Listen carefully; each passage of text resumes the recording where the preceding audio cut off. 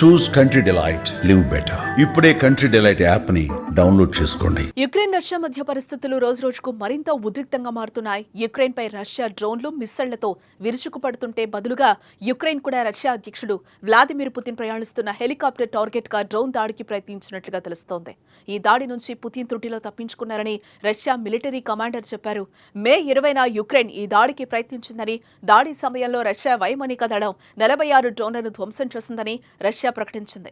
రష్యాలోని కుర్స్క్ ప్రాంతాన్ని Putin visit చేసిన సమయంలో ఈ ప్రమాదం జరిగినట్లుగా తెలుస్తోంది.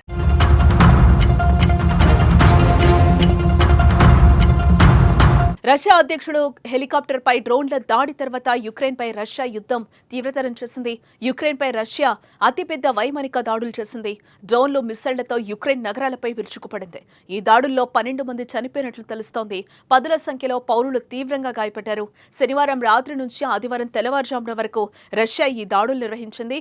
2022 ఫిబ్రవరిలో రెండు దేశాల మధ్య యుద్ధం ప్రారంభమైనప్పటి నుంచి రష్యా ఈ స్థాయిలో ఎయిర్ స్ట్రైక్స్ చేయడం ఇదే మొదటిసారి.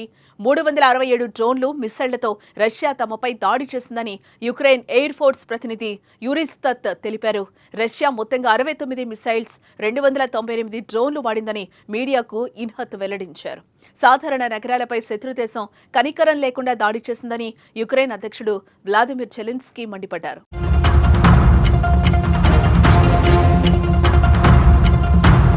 రష్యా అధ్యక్షుడు వ్లాదిమిర్ పుతిన్ పై అమెరికా అధ్యక్షుడు డొనాల్డ్ ట్రంప్ తీవ్ర ఆగ్రహం వ్యక్తం చేశారు.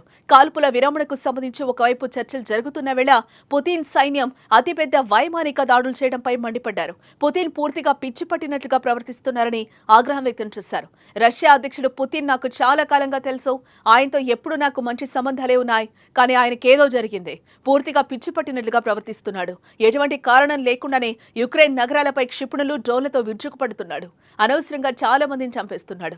పుతిన్ యుక్రెయిన్ లో కొంత భూభాగాన్ని కాదు, ఆ దేశం మొత్తాన్ని స్వాధీనం చేసుకోవాలని కోరుకుంటున్నారు.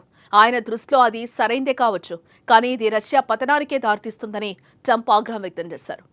I'm not happy with what Putin's doing. He's killing a lot of people, and I don't know what the hell happened to Putin. I've known him a long time, always gotten along with him, but he's sending rockets into cities and killing people, and I don't like it at all, okay? We're in the middle of talking, and he's shooting rockets into Kiev and other cities. I don't like it at all. Mr. President, what do you want to do about that? I'm surprised. I'm very surprised. We'll see what we're going to do. What am I going to tell you? You're the fake news, aren't you? You're totally fake. All right, any other questions? I don't like what Putin is doing, not even a little bit. He's killing people. And something happened to this guy, and I don't like it.